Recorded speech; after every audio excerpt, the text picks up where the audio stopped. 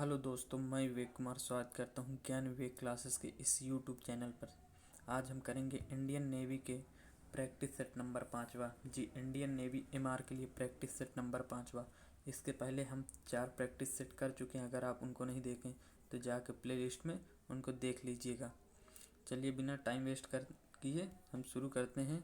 आज का हमारा पहला क्वेश्चन जो है वो कुछ इस तरह से है। जो पहला क्वेश्चन कहता है, भारत में प्रथम भारतीय विश्व सुंदरी कौन थी? जो प्रथम भारतीय विश्व सुंदरी वो कौन थी? ए रीता फारिया, बी आरती साहा, वो आरती शाह, सी देविका रानी, या डी नरगिस। जो एक का राइट आंसर होगा ऑप्शन नंबर ए, यानी कि रीता फारिया जो थी वो भारत की प्रथम विश्व सुंदरी थी। चलिए अगला सवाल हमारा कहता है, भारतीय रिजर्व बैंक की स्थापना किसने की थी? यहाँ आरबीआई की स्थापना के बारे में बात कर रहे हैं। तो जो इसकी स्थापना मतलब कब हुई थी, किस वर्ष, ये पूछा गया है। ये है 1947, 1935, 1925 या 1950। जिसका राइट आंसर है होगा ऑप्शन नंबर बी, यानी कि 1935 में। और जो आरबीआई को बैंकों का बैंक भी कहते हैं, आरबीआई को बैंकों का बैंक भी कहते हैं। चलिए अगला सवाल कहता है हमारा, T20 विश्व कप क्रिकेट प्रतियोगिता 2020 किस देश में आयोजित की जाना है? मतलब किस देश में आयोजित की जानी थी? अब भाई पहले क्वेश्चन था तो समझ लीजिएगा, यहाँ पे था आएगा। तो जो इसके ऑप्शन है, ए दिया है आयरलैंड, इंग्लैंड, ऑस्ट्रेलिया, न्यूजीलैंड। जो 3 का हमारा राइट आंसर होगा ऑप्शन नंबर सी, यानी कि ऑस्ट्रेलिया। अगला सवाल हमारा कहता है, नेहरू गोल्ड कप संबंधित है।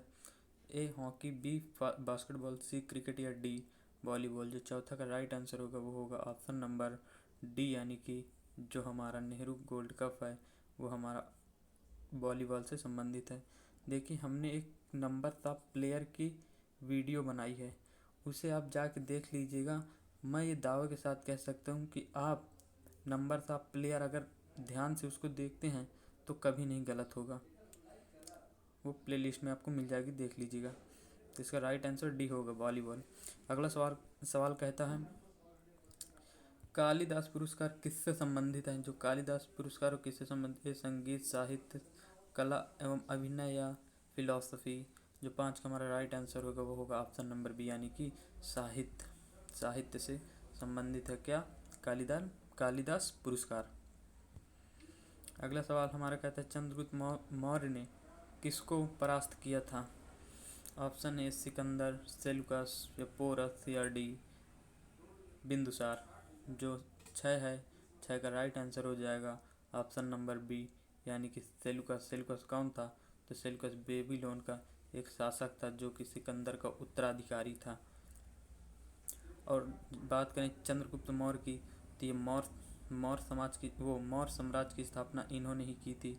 और जो बिंदुसार दिया है ये चंद्रगुप्त के उत्तराधिकारी थे, और इसके उत्तराधिकारी अशोक थे, सम्राट अशोक। चंद्रगुप्त मौर्य के पिता बिंदुसार के पिता चंद्रगुप्त मौर्य, और अशोक के पिता बिंदुसार थे। चलिए अगला सवाल हमारा कहता है, जमैका की राजधानी कौन सी है? जमैका की राजधानी कौन सी है? ए दिया है किंग्स्टाउन, सिडनी, या पेरिस। जो हमारा 7 का सही जवाब होगा वो होगा ऑप्शन नंबर, यानी कि किंग्स्टन जो है वो जमैका की राजधानी है।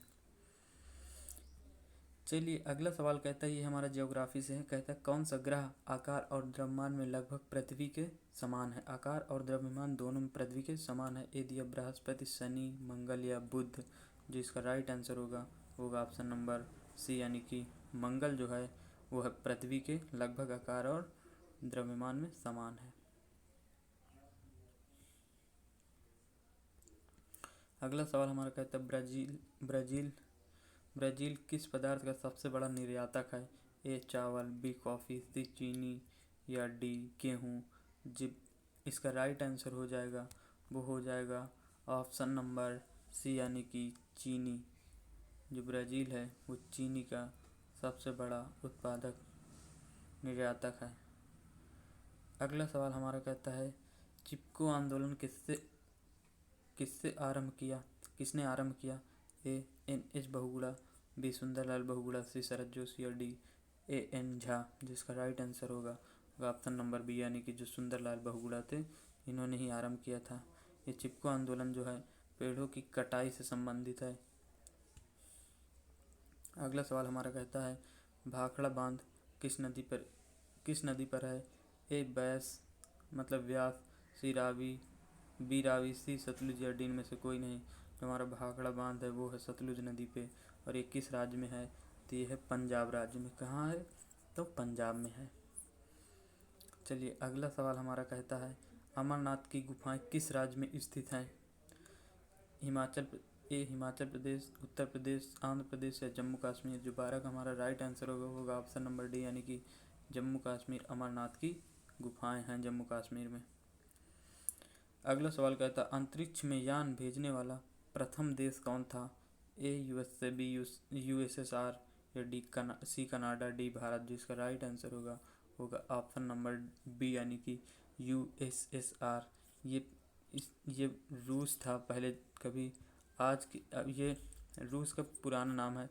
आज ये 15 देशों में टूट चुका है यूएसएसआर।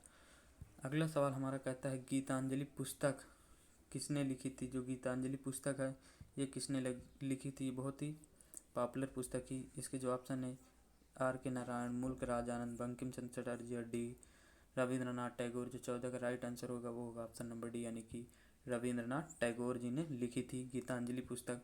अगर हम बात गीतांजलि पुस्तक की करें तो इसी के लिए सन 1913 में रविंद्रनाथ टैगोर जी को नोबेल पुरस्कार दिया गया था, नोबेल पुरस्कार। और रविंद्रनाथ टैगोर जी प्रथम भारतीय थे नोबेल पुरस्कार विजेता, प्रथम भारतीय थे। अगला सवाल हमारा कहता है सिली पॉइंट जो शब्दावली हैं ये भी कभी कभी पूछ लेता है जी। सिली पॉइंट शब्द है ये किससे संबंधित है, किस खेल से? A tennis, B cricket, C hockey या डी फुटबॉल। जो 15 का राइट आंसर होगा वो होगा ऑप्शन नंबर बी, यानी कि क्रिकेट से संबंधित है सिली पॉइंट शब्द। अगला सवाल कहता है लोकसभा के पहले स्पीकर कौन थे? तो वो थे ऑप्शन ए इसका सही होगा, यानी कि जीवी मौलांकर जी थे। और ये कब बने थे? तो ये बने थे पहली लोकसभा 1954 में। जीवी मौलांकर जी बने थे। 54 में नहीं होगा, यहाँ पे 52 होगा। अगला सवाल हमारा कहता है जी 52 में बने थे और 54 में इन्होंने अपना पद जो है वो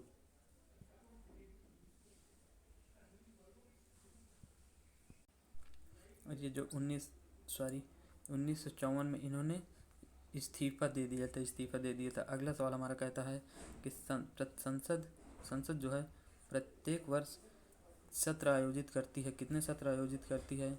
तो ऑप्शन इसका दिया है 1, 2, 3 या 4। जिसका राइट आंसर हो जाएगा वो हो जाएगा ऑप्शन नंबर सी, यानी कि 3। कौन कौन से सत्र हैं? पहला होता है फरवरी में, उसे बोलते हैं बजट सत्र। दूसरा होता है जुलाई में पेश किया जाता है, इसको बोलते हैं मानसूनी सत्र। और तीसरा होता है, तीसरे को बोलते हैं हम कौन सा बोलते हैं? तो तीसरा सत्र जो होता है उसे हम शीतकालीन सत्र या शीतकालीन अधिवेशन कहते हैं। तो आप इसका जो राइट आंसर होगा वो होगा 3। चलिए नेक्स्ट पेज की तरफ चलते हैं। अगला सवाल हमारा कहता है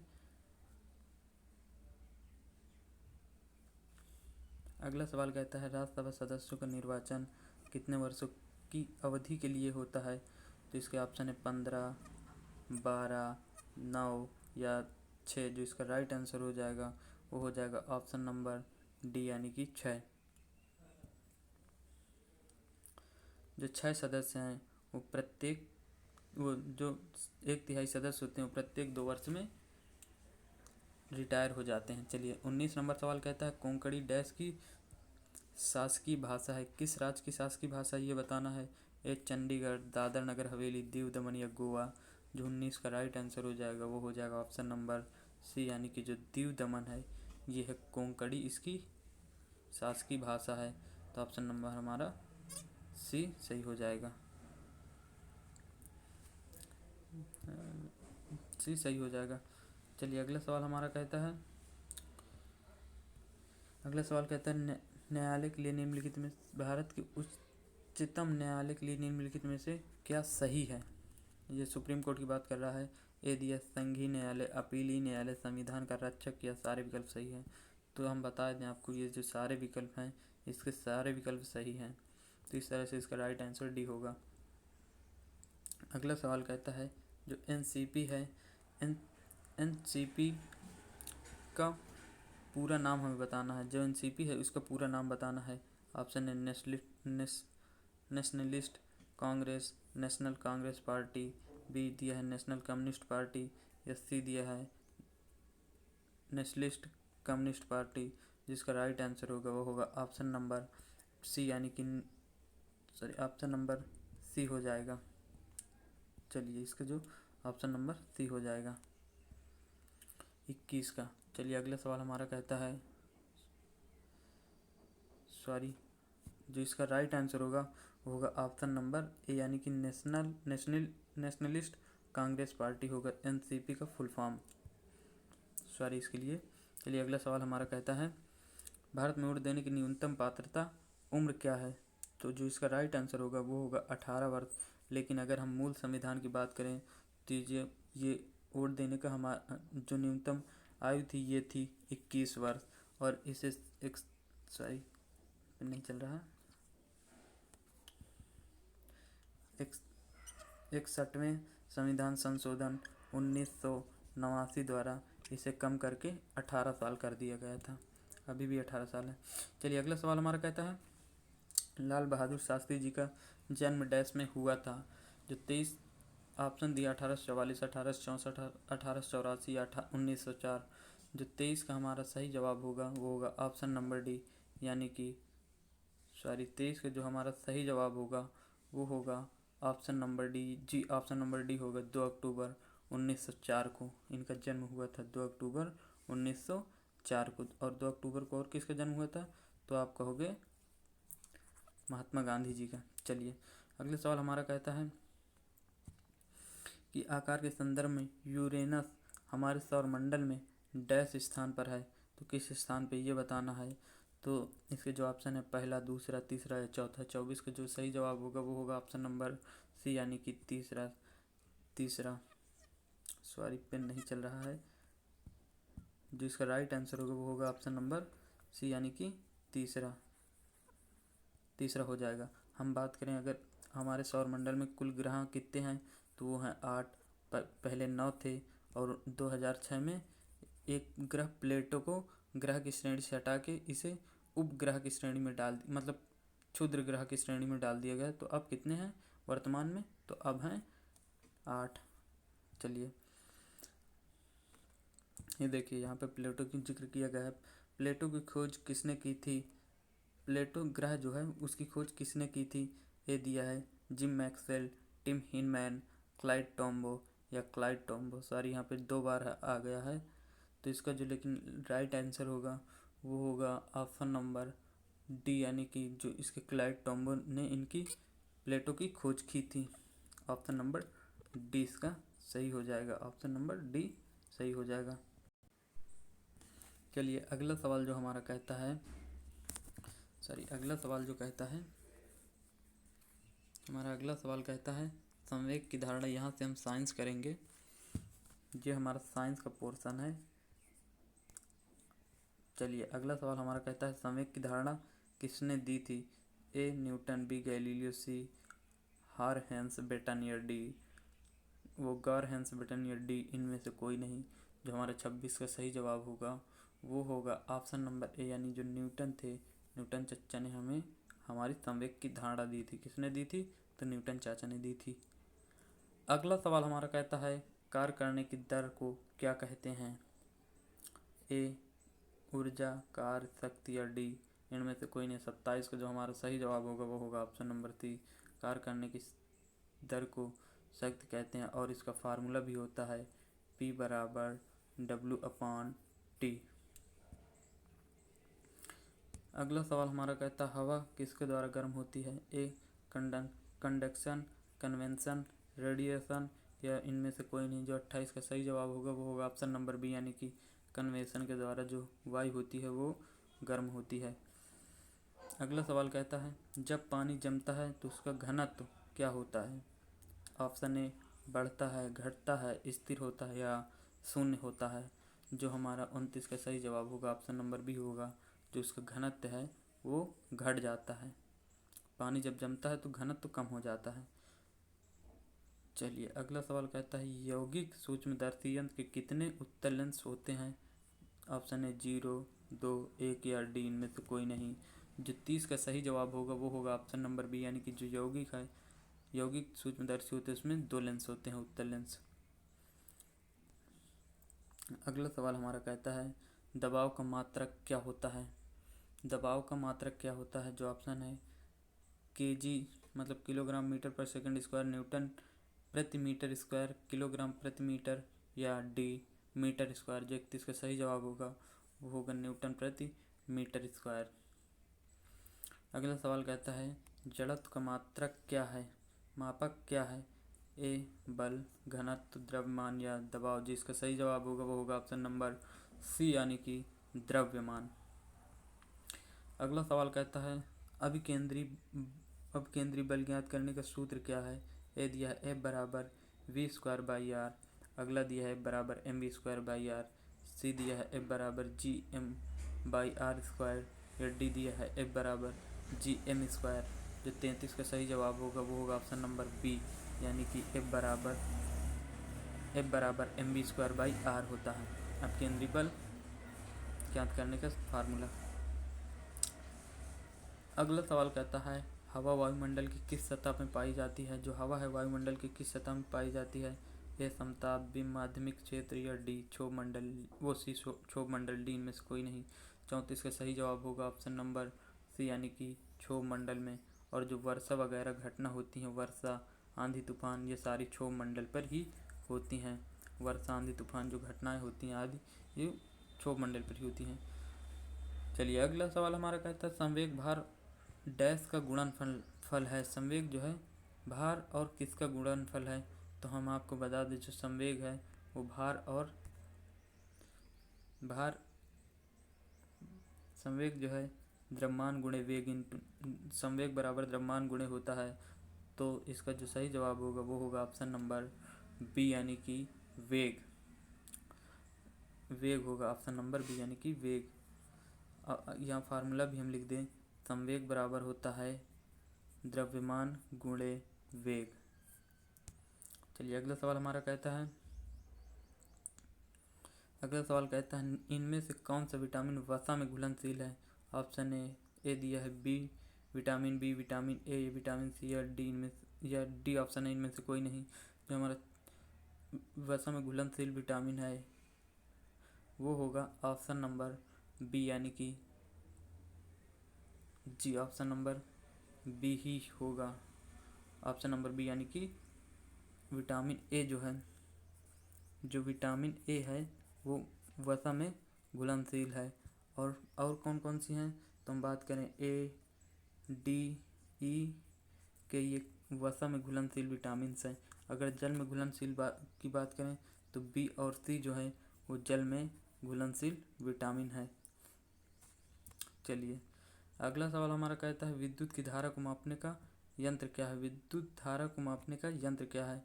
इसका जो राइट आंसर होगा वो होगा ऑप्शन नंबर बी, यानी कि अमीटर जो है विद्युत धारा मापने का यंत्र है।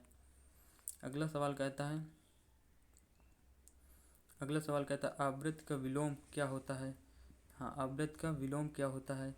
ए दिया है तरंग की ऊंचाई, तरंग की लंबाई या समय या तरंग की गति। जो 38 का राइट आंसर होगा ऑप्शन नंबर बी, यानी कि तरंग की लंबाई। ऑप्शन नंबर बी इसका सही हो जाएगा। अगला सवाल कहता है मनुष्य में आमतौर पर पाए जाने वाला कवक रोग होता है। ए दिया है रिंगवर्म, बी टाइफाइड, सी टीबी या डी टीबी या सी पीलिया। जो इसका सही जवाब होगा वो होगा ऑप्शन नंबर ए, यानी कि रिंगवर्म। जो टीबी है ये होता है बैक्टीरिया क्या नाम है तो उस बैक्टीरिया का नाम है माइकोबैक्टीरियम ट्यूबरक्लोसिस। तो इसका जो सही जवाब लेकिन हो जाएगा जो कवक से रोग होता है वो होता है रिंगवर्म। चलिए अगला सवाल हमारा कहता है हीरा एक प्रकार का डैश है। तो हीरा क्या है एक प्रकार का? तो इसमें ऑप्शन है धातु, नमक, कार्बन या पत्थर। 40 का सही जवाब होगा ऑप्शन नंबर सी यानी कि कार्बन। कार्बन का एक अपरूप है कौन? हीरा। चलिए यहाँ से हम करेंगे मैथ के सवाल। यहाँ से हमारी मैथ चालू हो रही है। देखिए हम आपको बता दें जो मैथ के सलूशन है पहले तो मैं जहाँ तक हो सकेगा सॉल्व करा दूंगा। अगर नहीं सॉल्व हो रहे हैं, मान लो बड़े क्वेश्चन आ रहे हैं जो कि स्क्रीन में सॉल्व करना मुश्किल हो जाएगा, तो उसके लिए हम इस नंबर पे आप व्हाट्सअप करिएगा, हम आपको पीडीएफ दे देंगे।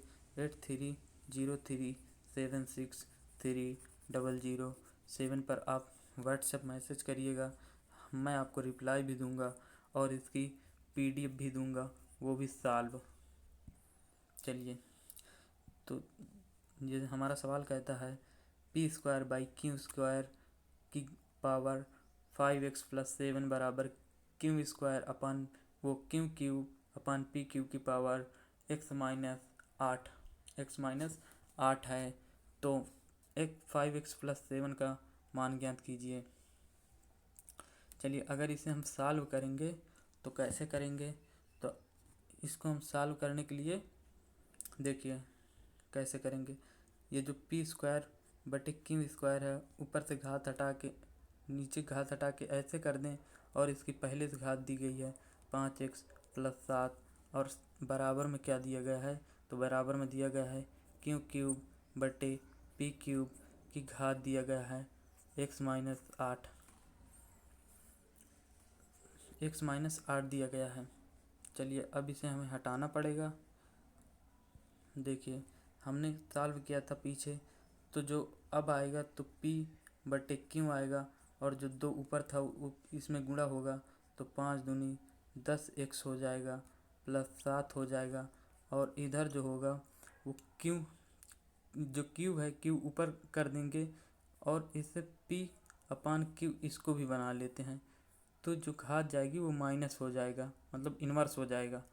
तो 3 की घात थी तो 3x और -3 का अंदर जब गुणा होगा -8 के साथ तो प्लस 24 हो जाएगा, 24 हो जाएगा। तो जी +24 हो जाएगा। अब ये दोनों जो इनके बेस है वो समान है तो हम घातों की तुलना कर लेंगे। अगर घातों की तुलना करेंगे तो जो आया था वो आया था 10x + 14, 10x + 14 ही तो आया था बराबर 3x - 3x + 24। जब ये इधर जाएगा तो कितना हो जाएगा? 3x माइनस में तो इधर प्लस में 13x हो जाएगा और जब ये 14 उधर जाएगा तो ये 8 हो जाएगा और ये 3 हो जाएगा। जी इतना ही आ जाएगा। अगर अब हम इसे ये जो प्लस में उधर जाएगा तो घट जाएगा। अगर 14 से हम 24 से 14 घटाएंगे तो कितना आएगा? तो आप कहोगे 13 आ जाएगा। और इधर कितना था? तो इधर था 10x, तो x बराबर आ जाएगा 13/10।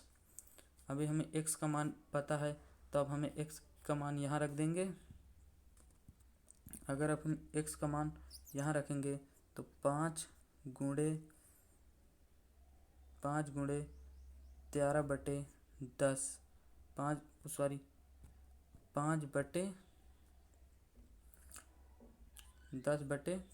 5 गुणे यहाँ पे गुणा भी तो करेंगे 5 का +7 तो ये 50 हो जाएगा।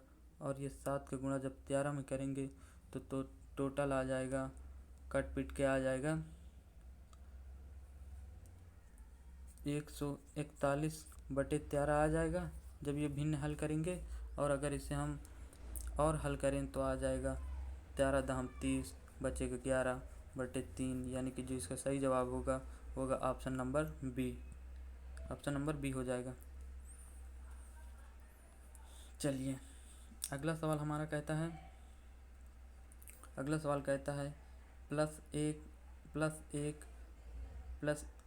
फिर से पढ़ रहा हूँ +1/1 इसे ऐसे पढ़ रहा हूँ, फिर से पढ़ रहा हूँ।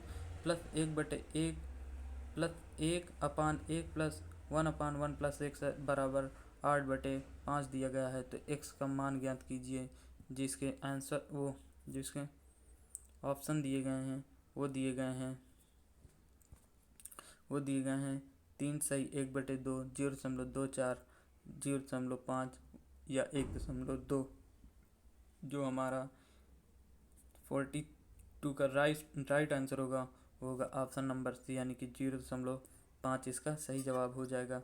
अगर आपको नहीं आ रहा है या आप नहीं कर पा रहे हैं किसी कारणवश, तो आप उस नंबर पर मैसेज ज़रूर करिएगा। इसका जो राइट आंसर होगा वो होगा ऑप्शन नंबर सी, यानी कि 0.5 हो जाएगा। चलिए अगला सवाल हमारा जो कहता है, अगला सवाल कहता है एक कार 1 सेकंड में 20 मीटर चलती है तो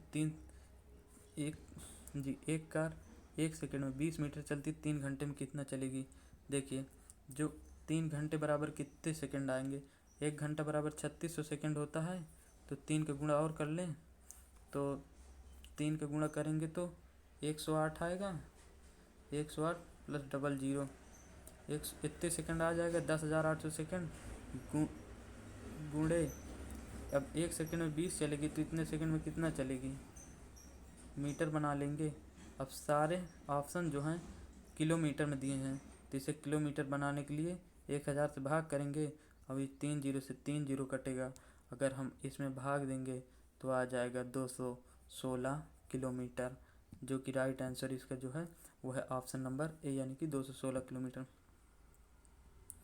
चलिए जो हमारा अगला सवाल कहता है वो कहता है यदि एक कार 60 किलोमीटर पर घंटा की चाल से ए मान लो ये ए स्थान है और ये बी है, इसके बीच ए से बी तक जाती है और 40 किलोमीटर पर आवर की चाल से बी से ए तक वापस आती है, तो यात्रा में औसत चाल ज्ञात कीजिए।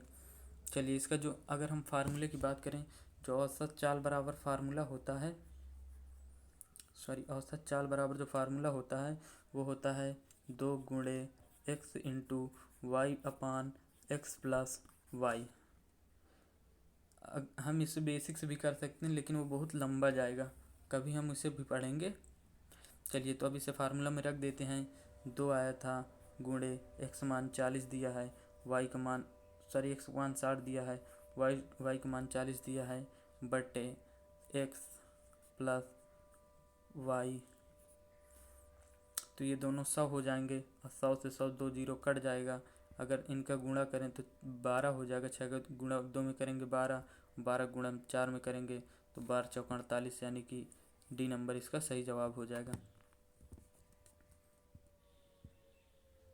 चलिए अगला सवाल जो हमारा कहता है, X square plus Y plus X का गुणनखंड है। ऑप्शन दिए, एक कोष्टक में एक्स प्लस वाई, एक में एक वाई प्लस 1, दूसरे में एक्स प्लस वाई और कोष्टक में एक्स प्लस 1। सी ऑप्शन दिया है 1 माइनस वाई, एक कोष्टक में X minus Y. D option में है एक माइनस एक्स, दूसरे में दिया है एक्स माइनस वाई। जो इसका सही जवाब होगा 45 को वो हो जाएगा राइट आंसर, जिसका है वो है option number B. Option number B है।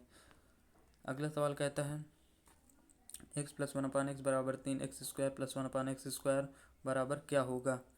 तो ऑप्शन दिया है 11, 9, 6 या 7।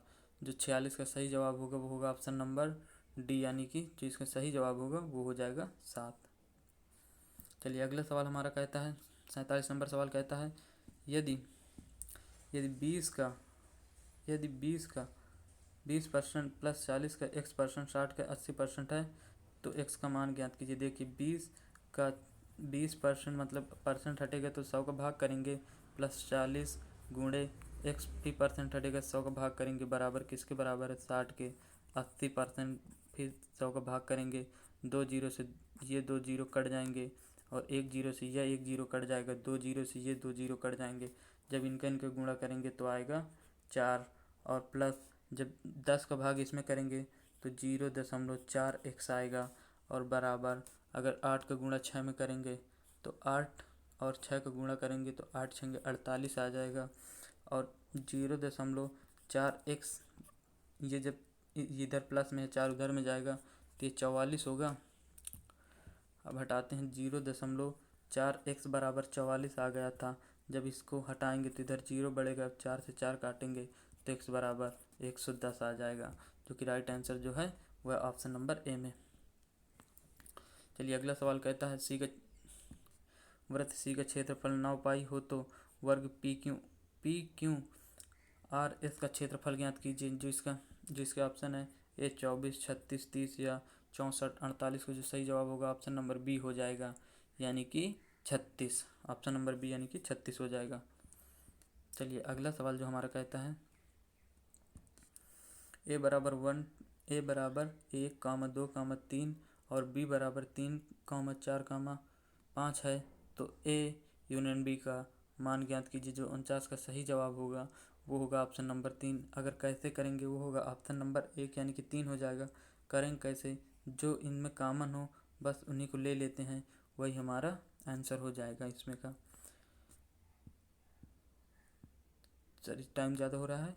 चलिए जो इसका अगला सवाल कहता है कोई धन 9% चक्रवृद्धि ब्याज से 6 वर्षों में साधारण ब्याज 81 हो जाता है तो मूलधन ज्ञात कीजिए। देखिए इसको जो सॉल्व करेंगे तो आएगा 10,000 बराबर 9 गुणे 6 गुणे p/100।